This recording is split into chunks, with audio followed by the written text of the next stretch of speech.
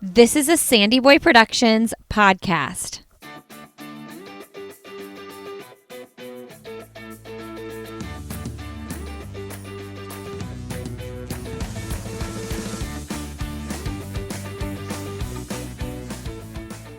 Hey everybody, welcome to I'll Have Another Podcast with Lindsay Hine.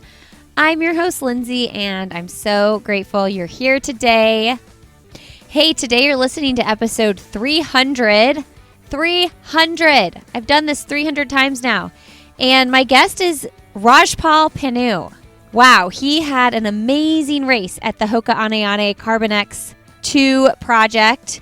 His debut in the 100K, he became the third fastest American of all time at that distance. And he is going to share all about the race in this podcast episode.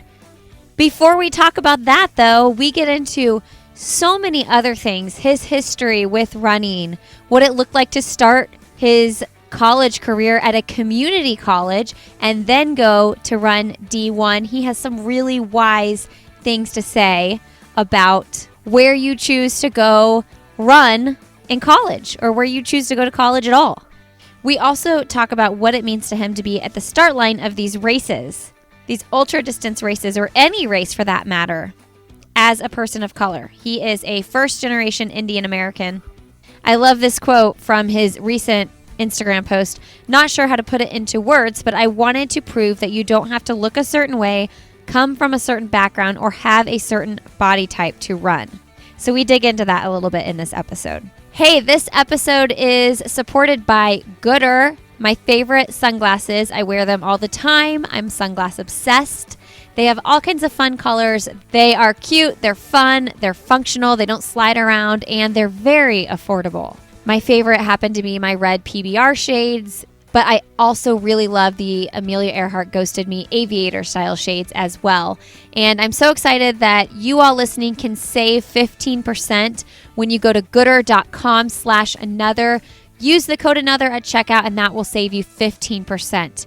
All right, a new episode dropped on Patreon just yesterday with my friend Lauren Flores. We do episodes every single month over there. For the month of February, I've committed to dropping an episode on Patreon every single Wednesday. And what Patreon is it's just a way that you can financially support my work behind this podcast, and in return, you get lots of bonus episodes. We would love to have you join us. Actually, next Tuesday, we are doing a live podcast on Patreon, so you have to be a subscriber to tune in, and it's going to be a live Q&A. Listeners can be interactive during the conversation. Glenn and I will both be on, and Emma, my assistant, will also be on. We'll answer any questions you have and just have a fun conversation over there. We would love to have you join us. If you can't make it on Tuesday night, February 8th at 8:30 p.m. Eastern Time, it'll just drop into your feed if you're a Patreon supporter on Wednesday. So that's super exciting. Head over to patreon.com/Lindsay Hine to check it out. All right. Enjoy my conversation with Rajpaul Pannu. All right. Well, today on the podcast, we have Rajpaul Pannu on the show. Welcome to the show, Rajpaul. Hey, thanks for having me, Lindsay. Appreciate you.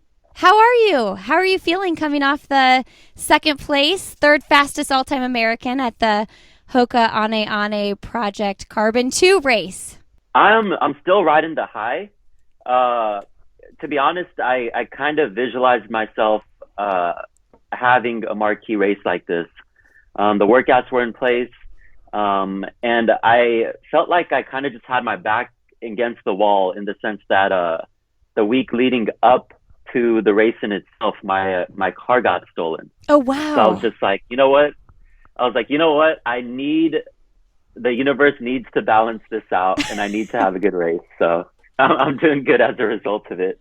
Okay, I have to hear a little bit more about how your car got stolen. What happened? Do you know anything?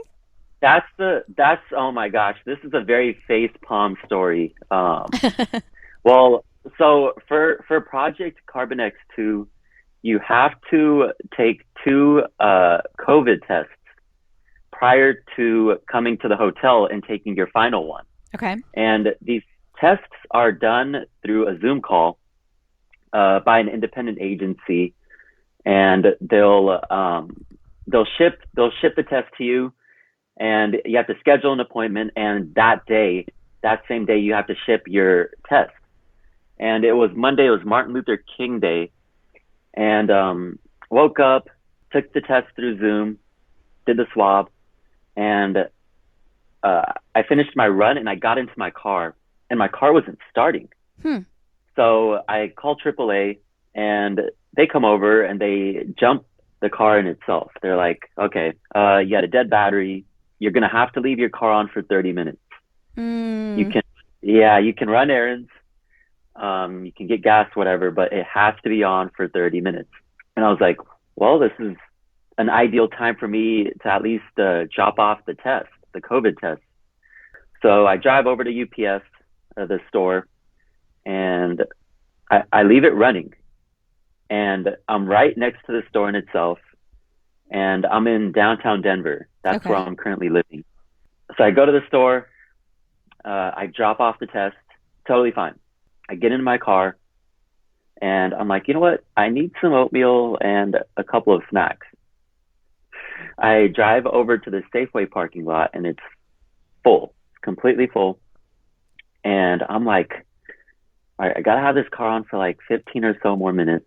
I'm just going to go out for 10, maybe not even 10 minutes.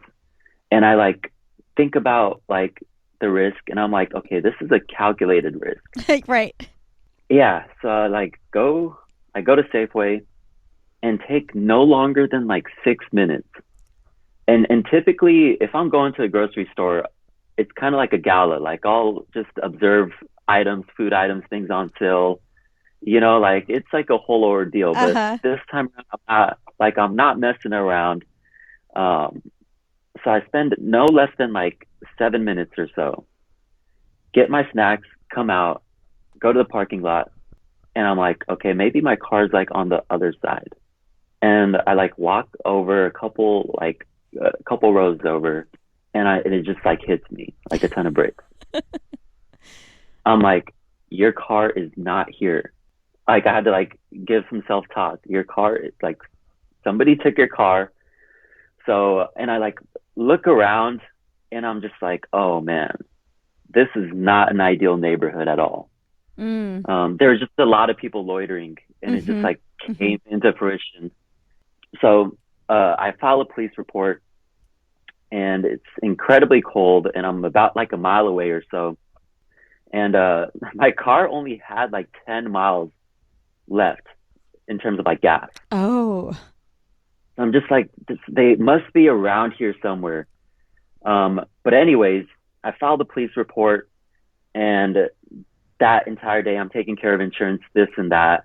And I was told that like, if your car if they don't like find your car within like the first 3 days, it is more likely to be gone than not.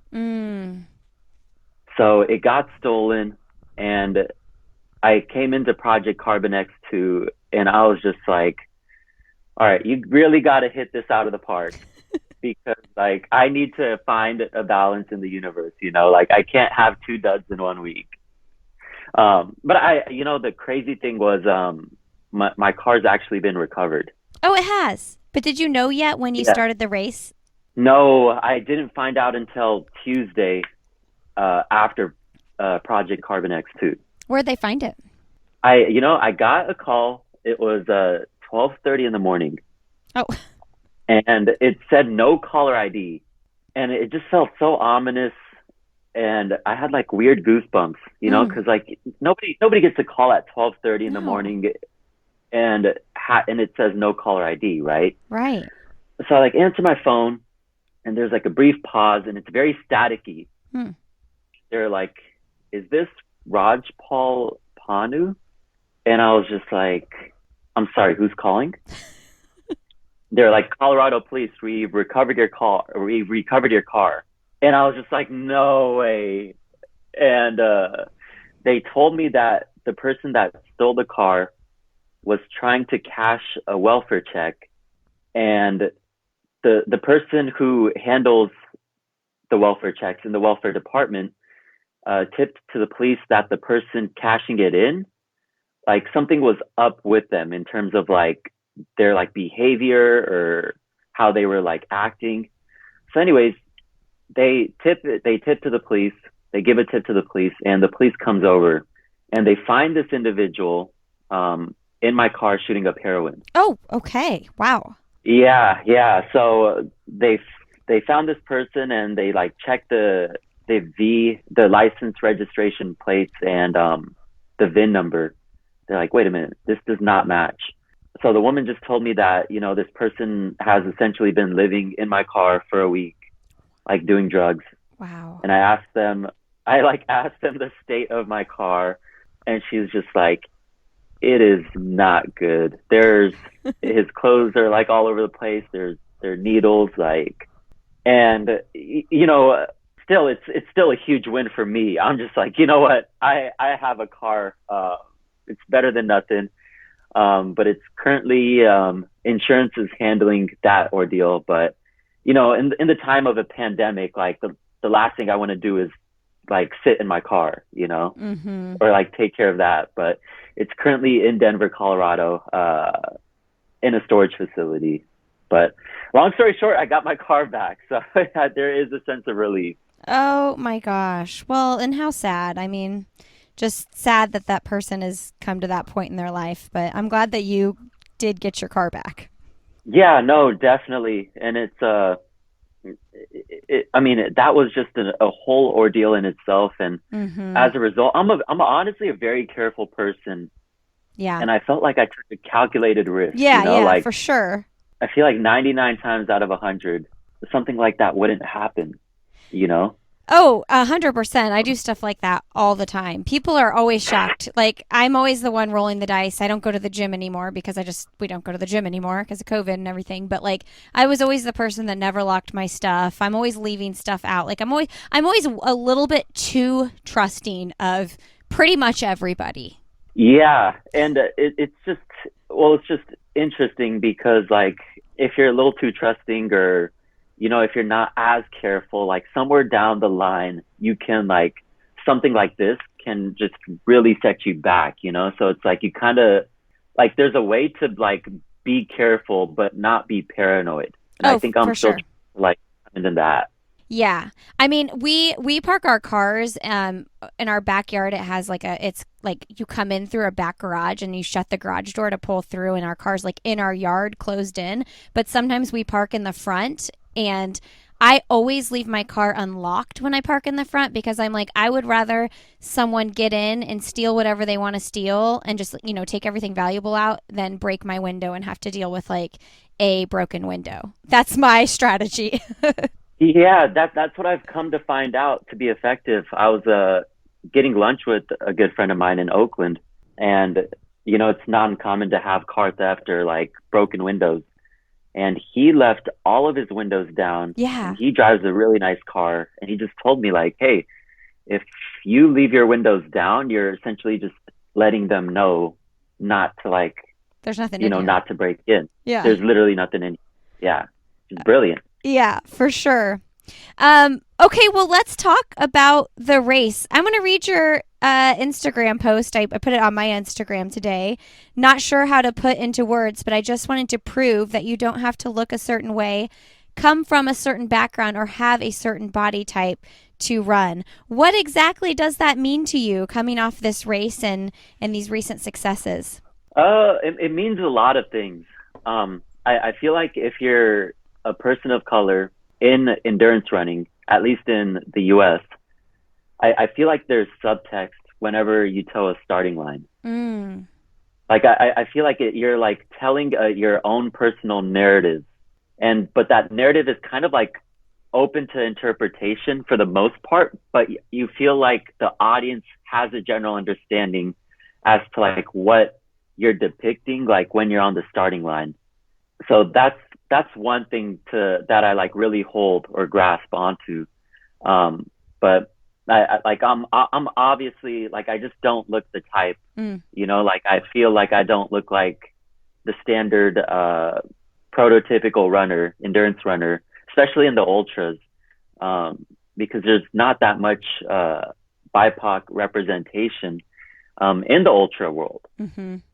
So for me personally, I feel like it's like kind of like my own way to express an act of rebellion, to demonstrate, to like show that like I'm not like some individual that's like boxed in or feels that he's like boxed in, and that my like subtext is depicting something where like I'm kind of just like fighting those said notions, of like feeling like I'm boxed in, or like just like going against the grain, as to like what that runner looks like.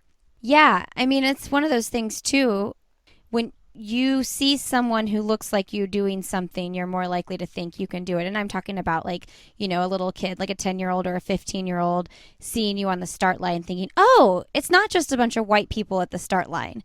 And I think that's obviously one of the really big ways we can bring more people to the sport who don't all look the same. What do you think would be important, and how can the broader ultra community, what can we do to make the sport feel more inclusive? That's a really good question. I feel like the introduction to endurance sports starts at the youth level, for the BIPOC community. And to be honest, the sport in itself is incredibly welcoming. However, at least on the youth level, like just I'm a first generation Indian American, and I feel like for like the Maslow's hierarchy of needs, the first things that you need are like food, shelter, and clothing, before like you kind of like climb that pyramid of like self-actualization. The only reason why I'm talking about this is that like endurance sports, something like long distance running, in the greater essence, it's kind of like trivial, meaning that like, you kind of need your basic necessities. Your basic necessities essentially have to be met before like you even have like an equal opportunity to like pursue endurance sports, like on the youth or high school levels. And there is a disparity between, urban schools and their resources that are invested into like a sport like cross country, versus like a private school or a school in a like a very where like the socioeconomic status, or like the living wage or the earning wage is like very high, For sure. So there's that natural disparity, and as a result, the kids in urban communities, they're not going to like running camps during the summer. They're not counting the mileage on their shoes. They're counting like months, before they could like get a new pair of shoes. So things like that creates like a bridge. So I always told, and I remember just trying to get recruited in high school, I ran like a 9:32 2-miler, which isn't D1 worthy. Like most D1 schools are not going to contact you, but coaches need to understand like, hey, like what's their like ceiling really? Like what's their background really? Like who is coaching them? Like, did they have the resources, So sometimes coaches or college coaches look at times and they're like, hey, we want this 9:20 kid. But that 9:20 kid might have been running cross country since middle school and went to running camps and, had parents that were like all in for their like running endeavors, versus like a kid that just started very late and is like trying to get their bearings together. I would, if I had to invest into one kid or the other, it would be the latter, because I feel like that kid's ceiling is just, okay, you're like 12 seconds off. But if you really get to know that kid and where they come from, who coached them and what their attitude's like, there's just so many dimensions to that. I don't think that's really talked about very much. I've been hosting this podcast for 4 years, and I don't really remember having a conversation like this. I mean, I've definitely had lots of conversations about, kids coming up to college and just being already burnt out because they've been running 50-mile weeks in high school and whatnot. But I've never really talked about that specifically, like the kid that just has his potential or her potential is totally untapped because of circumstances. Wow. Talk about that a little bit though, because I want to hear, I know a little bit about your backstory with deciding you wanted to get healthy and start running in high school. And your father passed away when you were so young of a heart attack, and that kind of being an inspiration to your journey to living a healthy lifestyle. So can you walk us back to that time in your life when you decided to take charge? Yeah, sure thing. Sophomore year, I was almost 200 pounds, and there wasn't much, I didn't have a lot going on for me. And I just did not have the greatest eating habits. And it was like Sunday night. I just remember I remembered snacking on Cheetos and like watching TV, just glued to the television. And my mom, she lowered her voice and she expressed her concerns for me. And she told me like, hey, like, I'm worried about you. Your dad had a heart attack when he was 40 and passed away. Your family has a history with heart disease. And this was like months before I like really decided to like make a change. But I kept that, I held that on. I held on to that.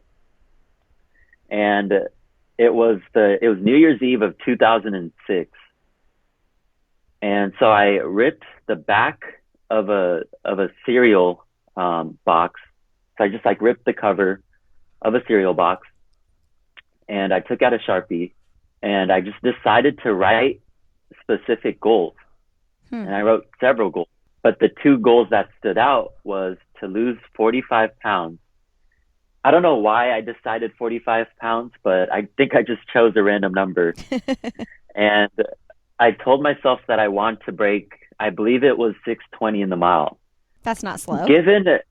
That's not slow at all. And, like looking back, like despite being a heavier set kid, like I was still able to run a mile in under 8 minutes. And I was honestly very active, but I just had such a terrible diet or eating habits. I just had incredibly terrible eating habits. But anyways, those were the two goals that stuck out. So January 1st, 2007 rolled in, and I honestly did not have like the greatest diet, but I was come to realize like I was just like starving myself in terms of like, it's 2007, so people still are trying to understand like what is a proper healthy diet. But I was eating like Weight Watchers meals, consuming protein bars at lunch, eating like fruits, this and that. But it was so much better than what I was doing. And within a couple of months, I lost about 45 pounds. Literally by like the third week of February, I think I got down to like 150 or so. And I was running the PE mile each week. My progression was just naturally linear. Like first, like I was PRing 10 or so seconds each week.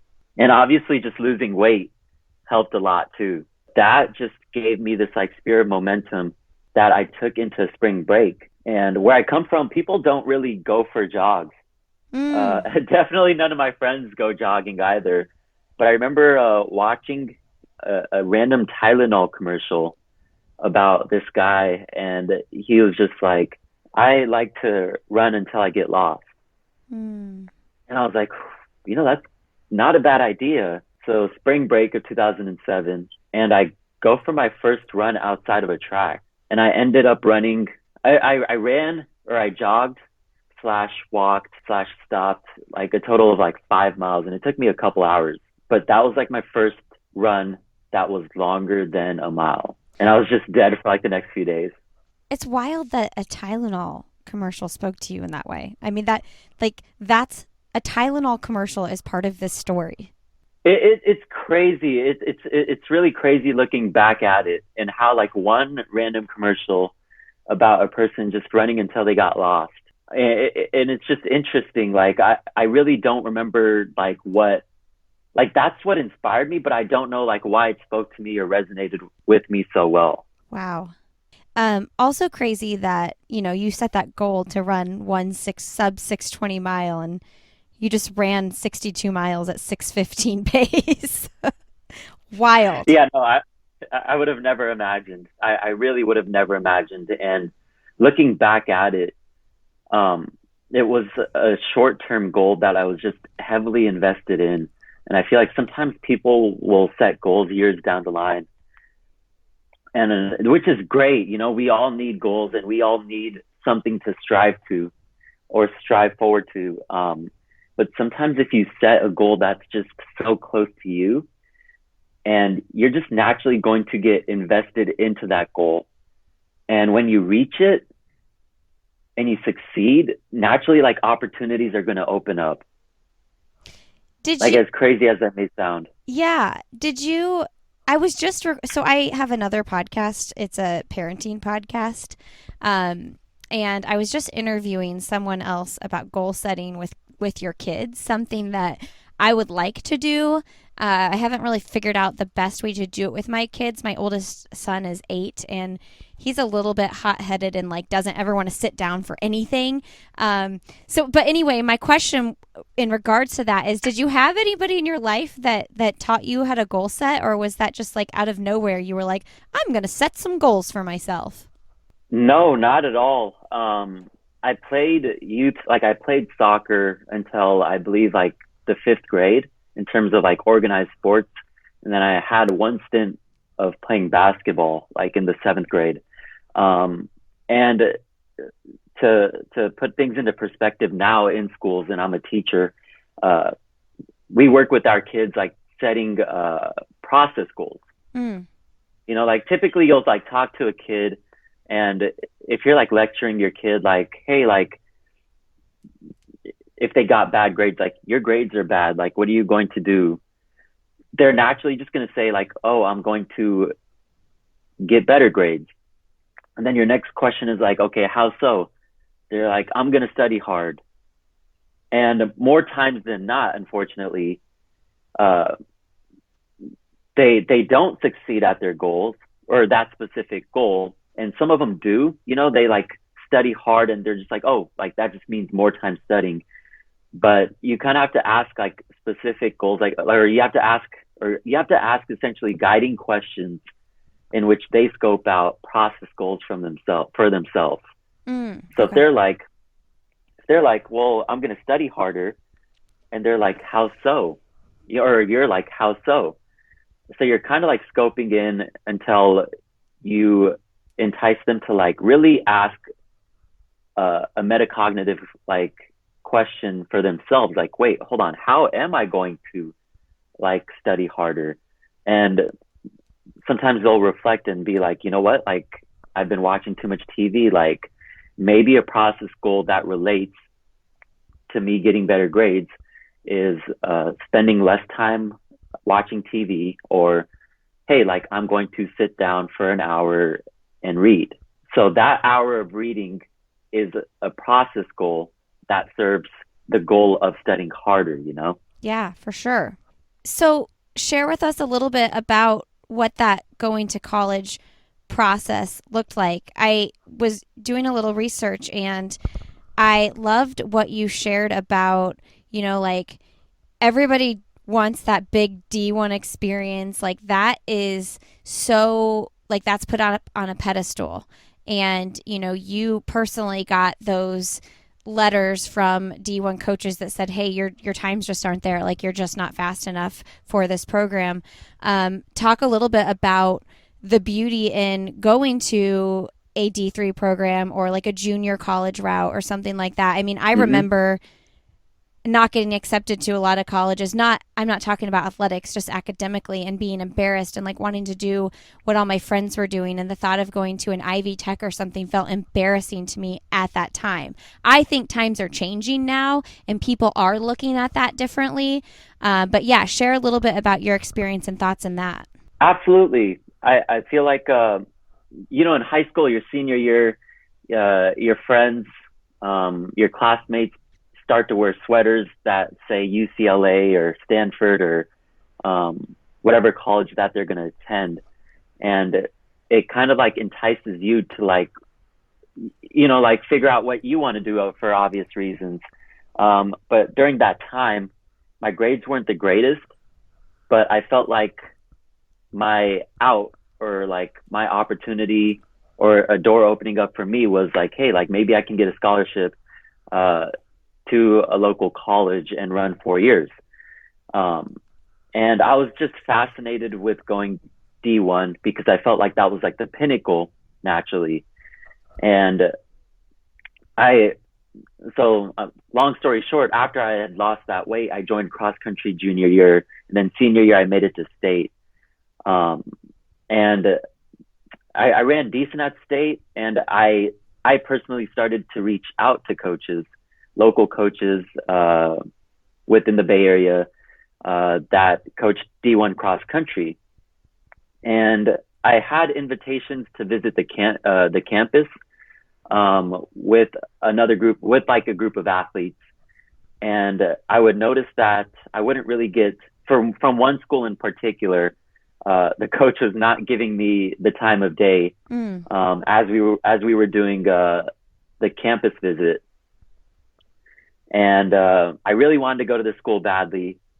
And in the end, I received a walk-on invitation, which meant that I wasn't going to get any scholarship money. But I also visualized myself making the team and eventually getting a scholarship down the line.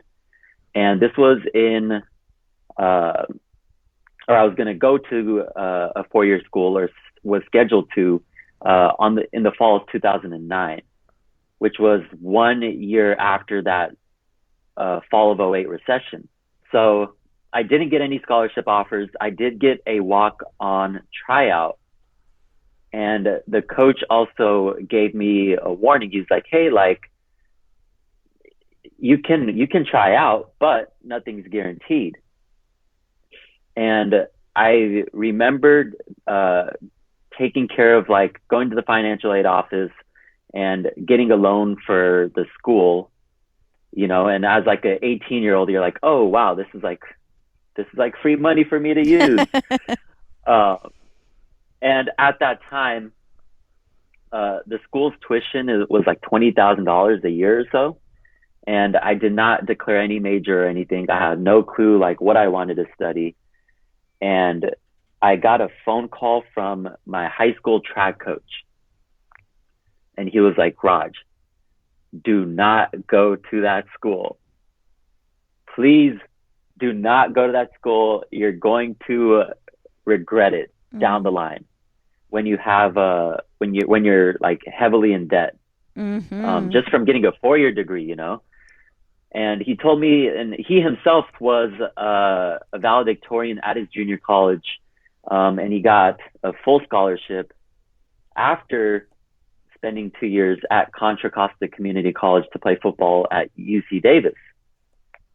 He just told me hey, you're gonna thank yourself for taking the junior college route. And a sport like track or swimming, sports that are time specific, you really don't need to go D1. You just have to be in the right program.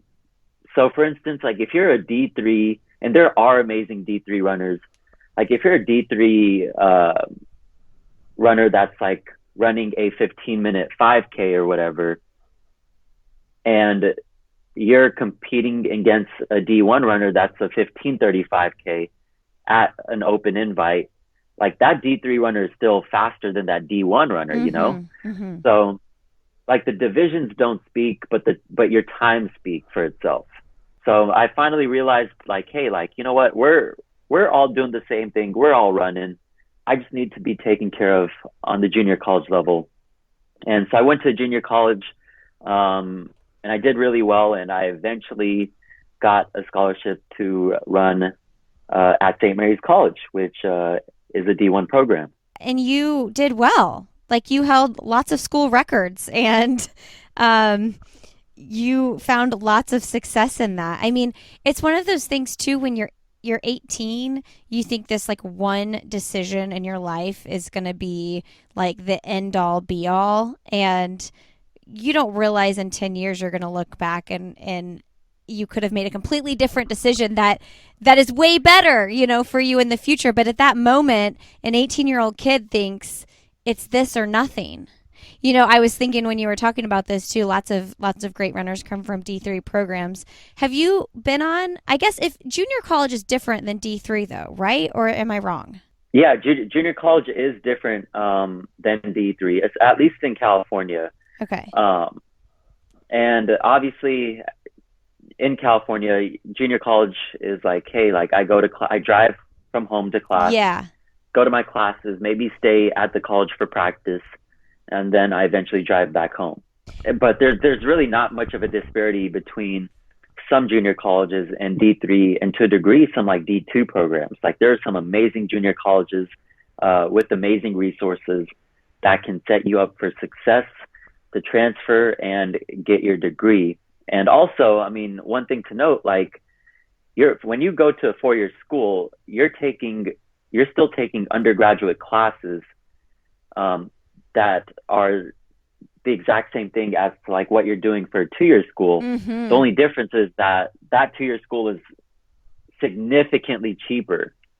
I mean, I do think times are changing. I mean, I feel like even by the time my kids get to college, people are going to be taking that into consideration a lot more. I was just going to give a shout out to Noah Dratty's podcast, D3 Glory Days, because he's got a great show where he interviews former D3 runners. So I was like, have you been on that podcast? But technically you weren't a D3 runner. No, I was junior college and then to D1.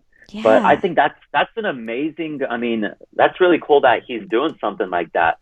And, once again, like it really doesn't matter when it comes to a sport that's like very time specific, like track or swimming. Like if you run a faster time than a D1 runner, you're faster than that D1 runner, as opposed to like a team sport like football. Like you can be putting up, or let's just say like take basketball, for instance, like you might be like, if you're dropping 30 points a game for like a D3 school, it's not going to be weighted similarly as if like you were playing against D1 competition, But like if you run a time, like you are a byproduct of, or you represent that time that you ran, So. Hey friends, a quick break here to give you a last minute push to go sign up for the Donna Marathon weekend.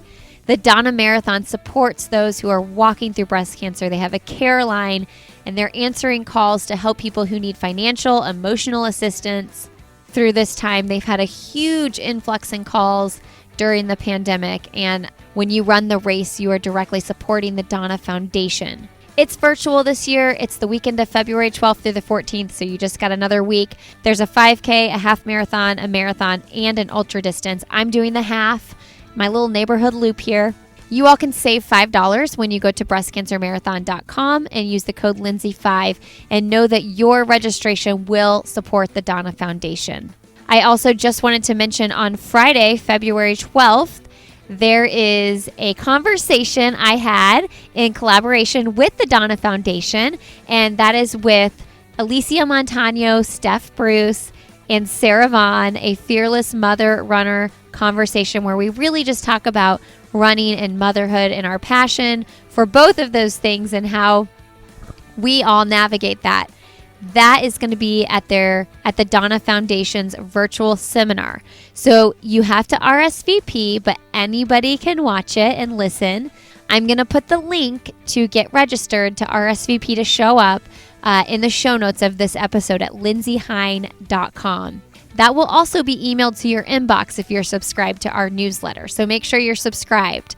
You can subscribe on my website, lindsayhine.com. There's a little pop-up. Or email Emma at sandyboyproductions.com if you'd like to be added to the weekly newsletter over there, which gives you the show notes every week. So if you listen and you're like, oh, I meant to look up this book they talked about or whatever, those are then delivered to your inbox every single Friday. So you never miss out on what we talk about on the show. All right, friends, enjoy the rest of my conversation with Rajpaul. What a gift that your coach gave you to give you that advice. What was your mom saying in all this? She was supportive. She was incredibly supportive. She drove me to recruiting trips in San Francisco, Sacramento. And she finally saw me like really hitting my stride in terms of like finding something that I'm good at, that I'm investing my time into. So I like, I think just being a first generation Indian American, like seeing that like your son's getting like at least like being asked to visit colleges is still like a huge deal in itself. Mm. So I think we both overlooked like student debt or Yeah. like or tuition because we're like, hey, like you're going to college and that's a good thing, you know, like a very black or white perspective. Yeah. So your mom lives in the United States, but the rest of your extended family lives in India, correct? That is correct. Yeah. I'm actually here. I'm currently living in Denver, but I'm visiting my mom, in the Bay Area. And I grew up in Hercules, California, which is 20 miles north of Oakland. Nice. So I know obviously this past year because of the pandemic, probably not, but do you get back to India to visit family? I visit every other year. Okay. That's typically my goal. My family lives in northern India, a place called Punjab, and it's my family are farmers. Okay. They're like hardworking farmers, and it's a nice juxtaposition from the lifestyle that I'm living out here. And I really enjoy the simplicity when I do visit. Yeah. So did your parents grow up in India? They both grew up in India, and they both immigrated right before I was born in 1990. Okay. I wonder as you get older and, so you're born in 1990. So what does that make you? How old are you? I'm turning 30 next month. I was born in 91 of February. Okay. Turning 30. How does that? Yeah, right. Yeah. I'm 37. Tell me your feelings on turning 30. It's so weird because I remember when I turned 23, I was like, whoa, like I'm turning 30 in 7 years. And like 15 or like turning 16 was like yesterday for me. So I was like doing this like weird math in a sense where I was just like, Sure. wow, like 30 is going to be tomorrow, quote unquote. But you know, like as I'm turning 30 next month, I really don't have any anxieties. I'm very satisfied, or like I'm content as to like where I'm at in life and like what I'm doing, and just doing or like performing at PCX2 kind of like diminished any said anxieties that I might have had about turning 30, because like like it's really, sometimes you'll ask existential questions that's like, hey, like where am I at, like what am I doing, but like to like accomplish or to like run 100K and it being like your breakout race the month before you turn 30, like it just puts things into perspective in the sense that like my life is not over, as I might have thought for some weird particular reason when I was like 23 years old. But I'm turning 30 next month. I feel great. I honestly don't feel like I've really reached my potential, both physically or just or mentally, in the sense of like how I perceive myself in this like space. For sure. I know. I have this like weird obsession. Maybe it's not weird. Maybe more people have it than I think, but like just with age and just like seeing timestamps on when things are done. And I'm sure that felt very rewarding to hit a really big goal and accomplishment right before turning an age that tends to be like a marker. Anytime there's a 0 on the end of the age, it's like, okay, here we're entering a new era here in our lives. But as I've talked to so many amazing runners on this podcast, like in particular, I think of Roberta Groner, who was running like 2:29 marathons at 42.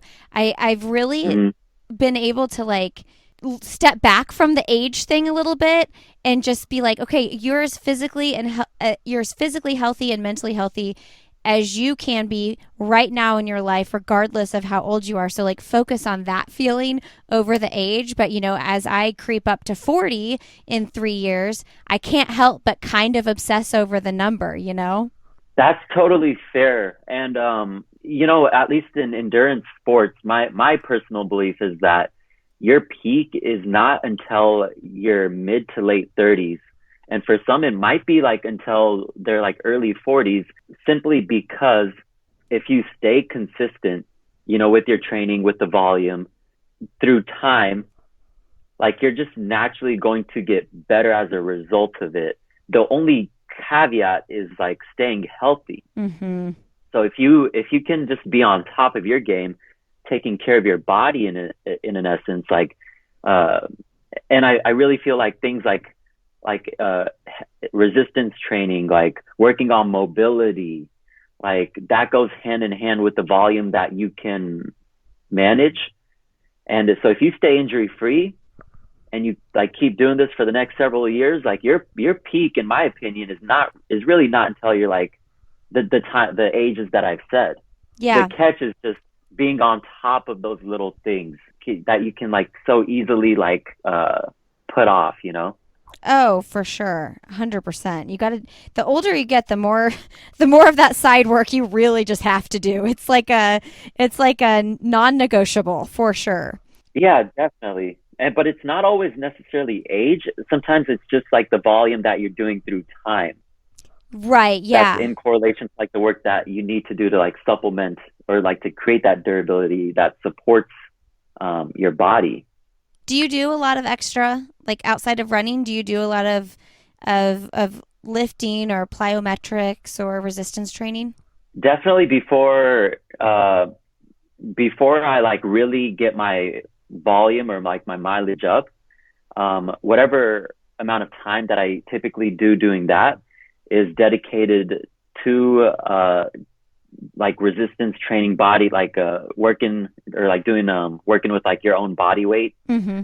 And also I got into nunchaku, which is like swinging nunchucks. So I like early on I would just practice that type of martial art just to supplement cross training, because you kind of have to have really good posture or else you're going to get whacked with it.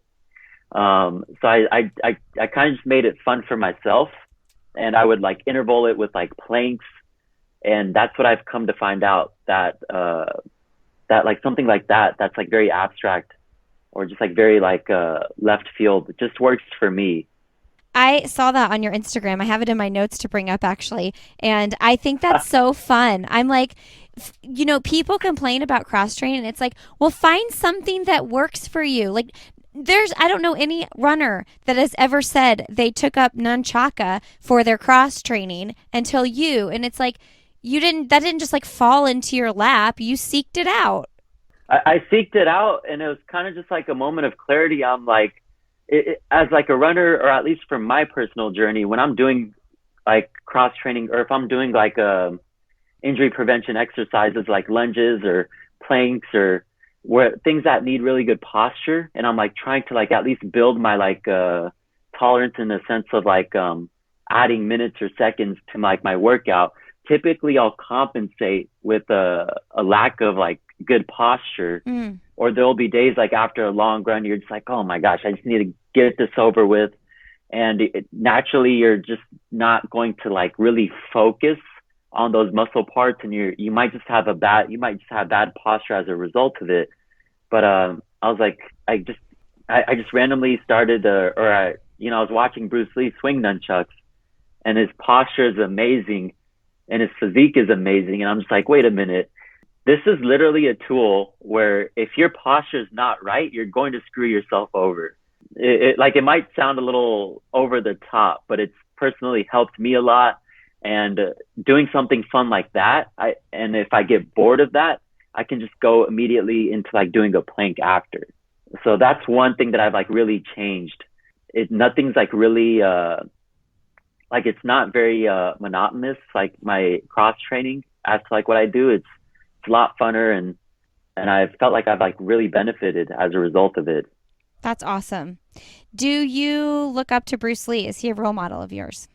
Oh my gosh, he is my idol for sure. Mm. He, to put things into perspective, I think what really got me going for ultra running was watching this documentary called Be Like Water. And people know Bruce Lee as like a movie star, but they like go into his background, and he himself was born in San Francisco, but he was raised in Hong Kong, and eventually he immigrated back to the United States. But long story short, he was a small statured Asian man trying to break into Hollywood. And during that time of like the James Deans and the John Waynes, there was no leading Asian man in Hollywood. And a lot of them played very stereotypical roles.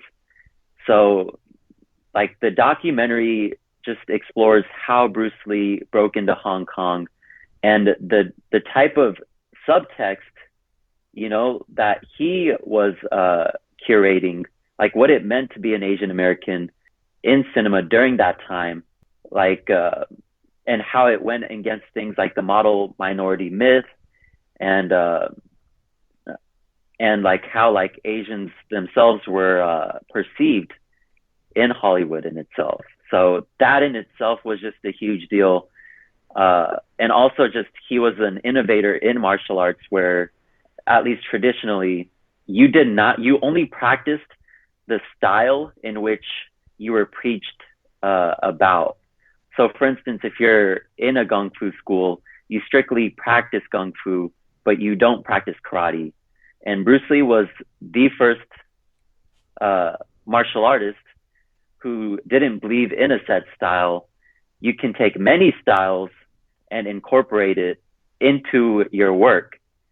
So he, not only was he practicing different martial arts, but he also like got into weightlifting. He practiced, or he like studied Western fencing, boxing, and he incorporated all these things into martial arts in itself. And it kind of just made me reflect. I'm like, hey, like, you know, to a degree, sometimes training for a race can be so traditional. It can be so black and white. Like, why not take styles like outside of running in itself and incorporate it? And so I was just like, you know what? I'm just going to practice nunchaku. Like, it is so left field, but there are some things that are very transparent to running and to some of these exercises that you're doing. And it's also fun. That's so cool. That's so cool. Somebody has to pave the way always. And, you know, it's like Bruce Lee at that, you know, back in the day when he was doing all those things, he probably knew in his heart he was doing something that was going to be, you know, world changing, but you don't know what the outcome's going to be. You know, you don't know that Rajpaul, you know, 50 years or 60 years later is watching your work and being inspired to take that craft to what what he pursues in his own life. It's just like so cool to think about the impact that he's still making every single day. Yeah, no, absolutely. And his brother and his daughter still speak or refer to him in present tense. Sorry, I'm butchering my words. Me too. But anytime, totally fair. Anytime Shannon Lee, his daughter, anytime she's being interviewed, she introduces her father in present tense. And it's such a juxtaposition as to like how the West views somebody passing on. Because, you know, we'll say like, oh, they're gone, or they're not here, or, you know, they were a great person. But outside of the West, what I've come to find out, if anybody's had a significant impact on you, they'll refer to that person in present tense because they're still living on in a way, you know? Wow. So cool. I could talk forever about this kind of stuff, and I find it so fascinating, and I appreciate your insight. I appreciate you for sure. And I was also like, man, this is a really good interview, and we have not touched PCX2. I know. We have like 25 minutes left. So I know. I was like, this is too fun.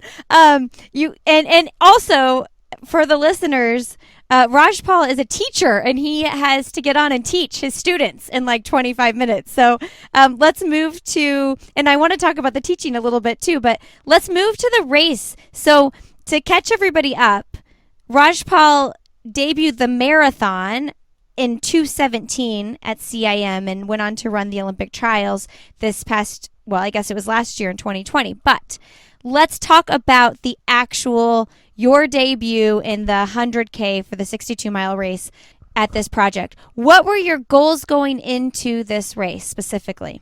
Well, I wanted to run a 6:12, which is exactly 6-minute flat pace. Okay. And the world record was 6:09 and some change. And all these runners, there were about 5 runners that really wanted to go after the world record.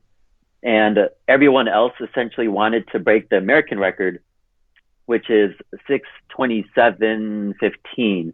And there were literally just 2 groups. And I told Mike McManus, who's the global marketing director of Hoka One One, like, hey, Mike, like, I'm a lot fitter than American record pace, but I'm just not there at world record pace. And he just like gave me this quizzical look, and he was just like, you know, you should probably just latch on to American record pace. And so I was kind of just, I was very hesitant leading up to the race in itself, as to like what I wanted to run specifically, until I ran into Jim Walmsley in the hotel. And Jim himself is just an absolute student of the game. You know, he lives and breathes his work, and he studied the 100K and ultra running in itself. And he was just like, he was very specific.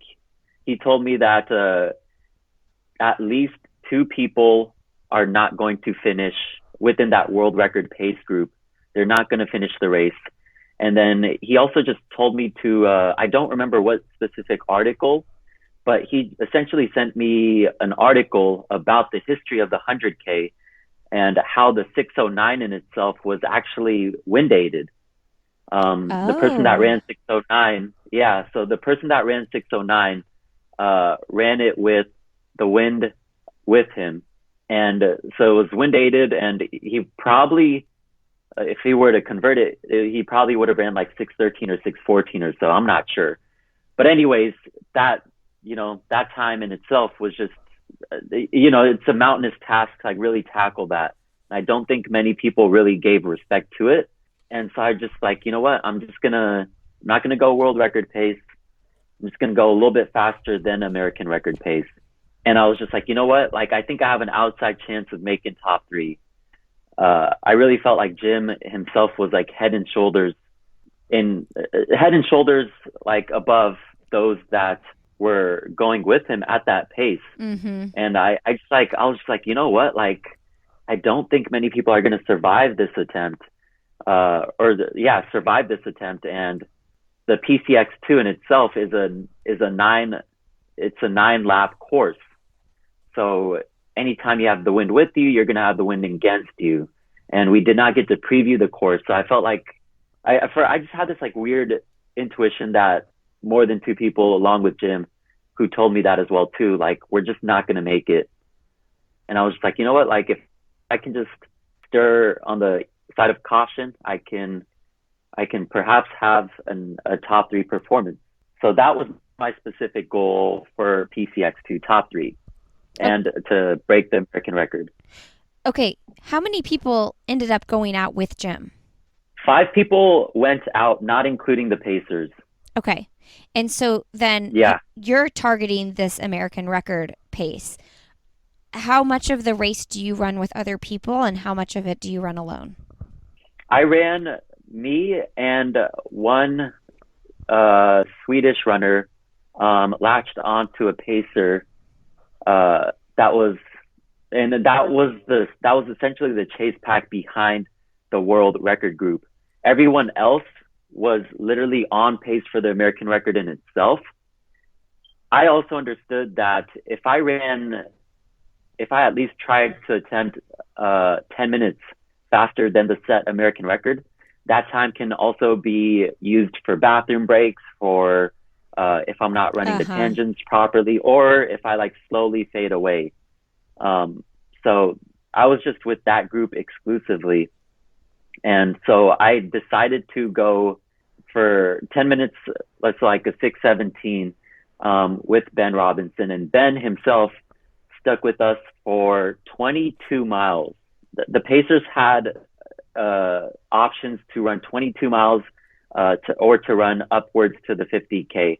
After that, you're on your own. But the purpose for that is to, like, if you run with them, you can at least get a course preview and like how you can run the tangents a little better, or else you're going to run longer than what you expect.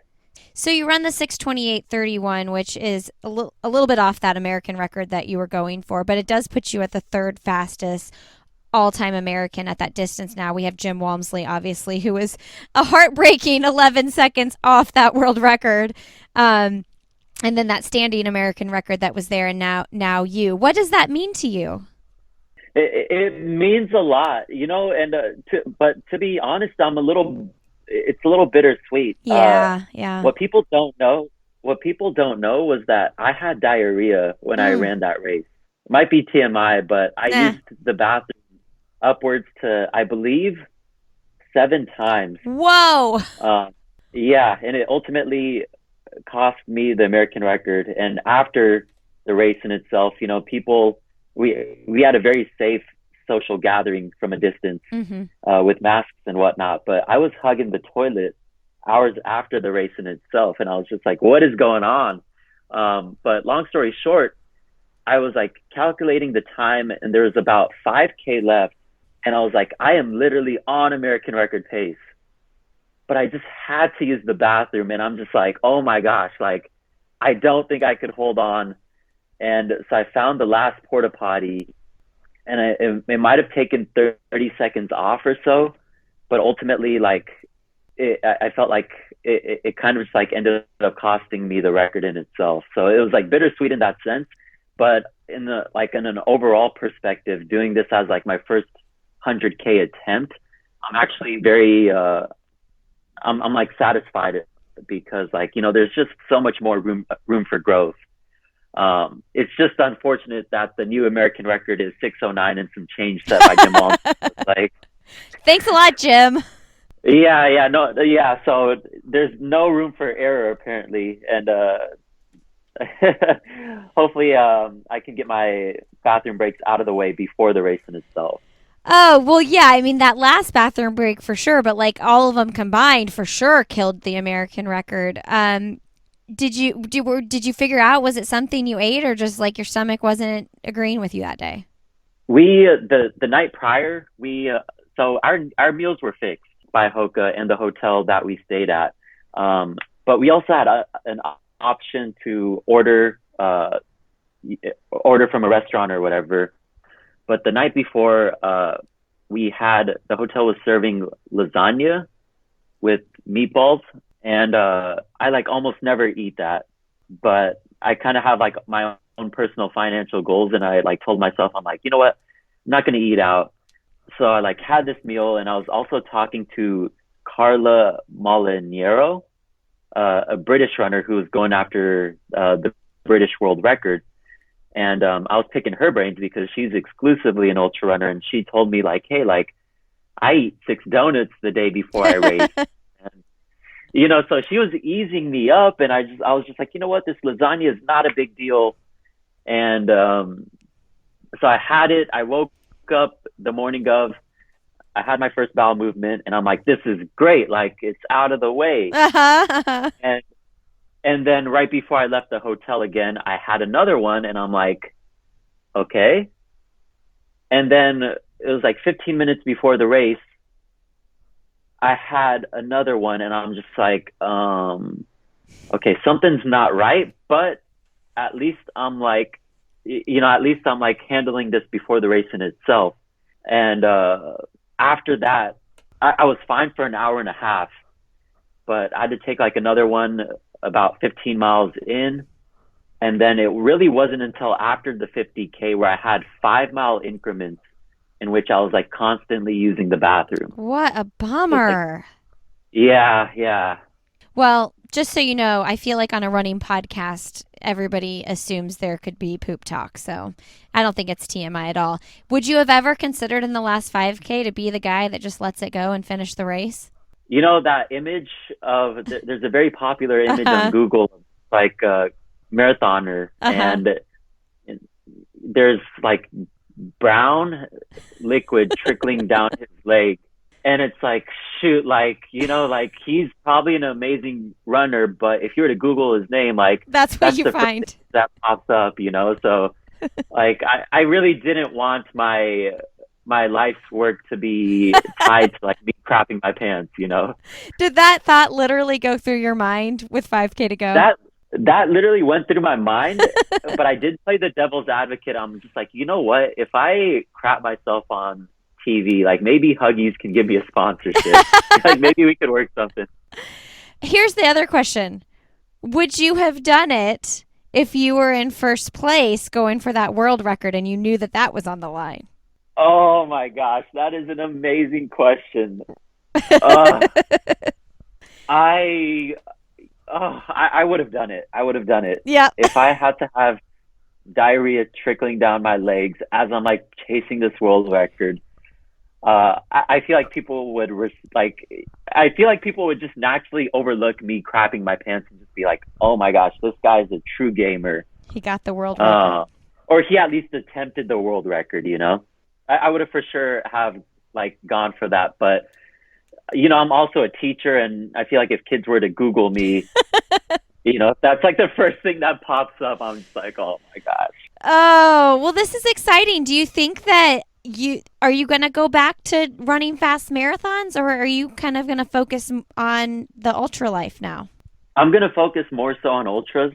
I have this like weird nerve impingement in my back where like if I'm running 5-minute pace for several miles, my like left leg will like start to give out for some weird reason. And I'm currently working with chiropractors and massage therapists to take care of this.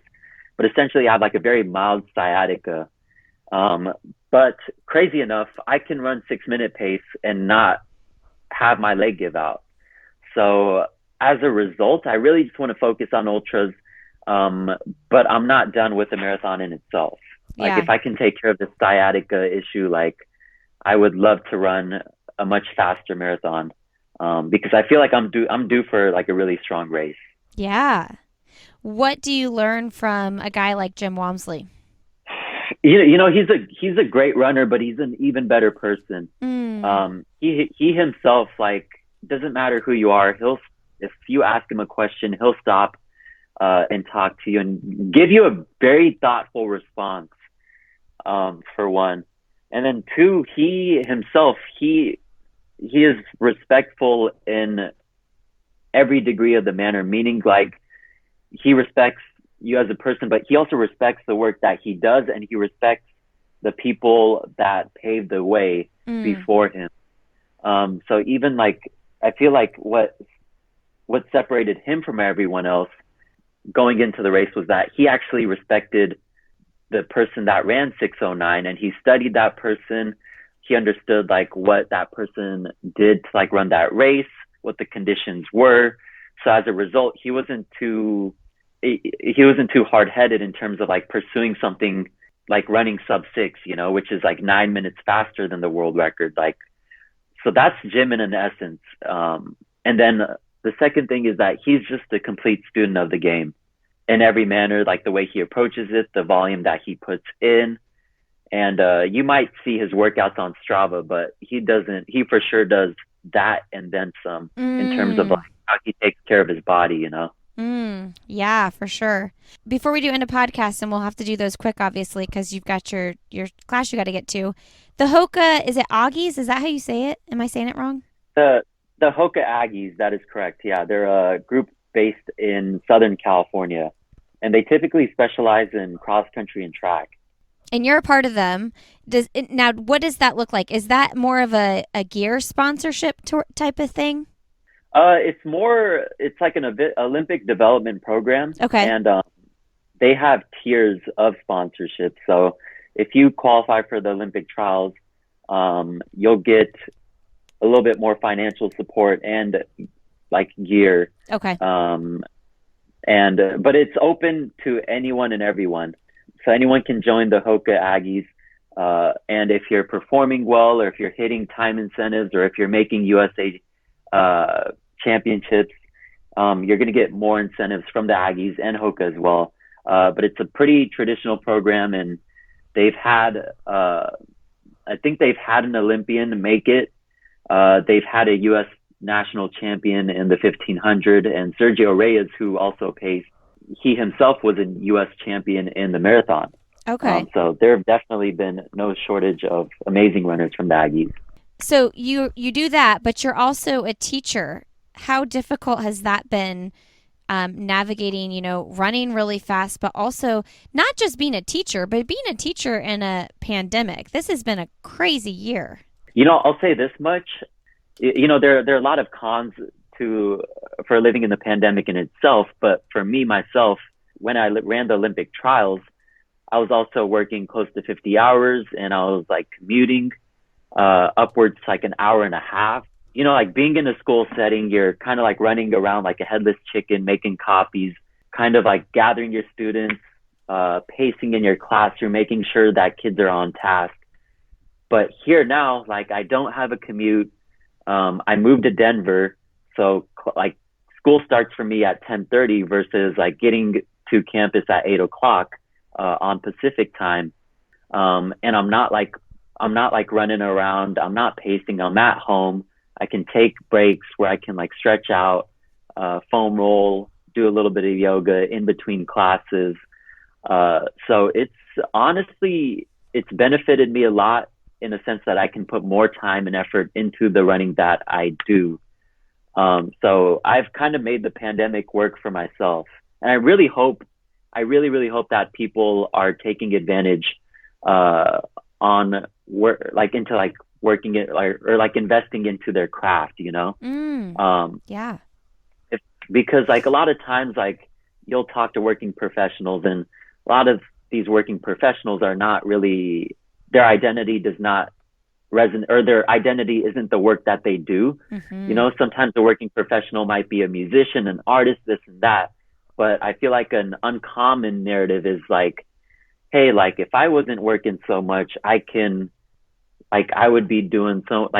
be spending so much time like working on my art, or I can be working on my music. And so when the pandemic hit, like I finally had this time, and I'm just like, you know what? Like you did decent, or you did fairly well as like a runner training for the marathon, the Olympic trials. But you know what? Let's do a little bit, let's level up a little bit. And there was a book that really resonated for me. It's called The War of Art by Stephen Pressfield. Long story short, the message is very simple.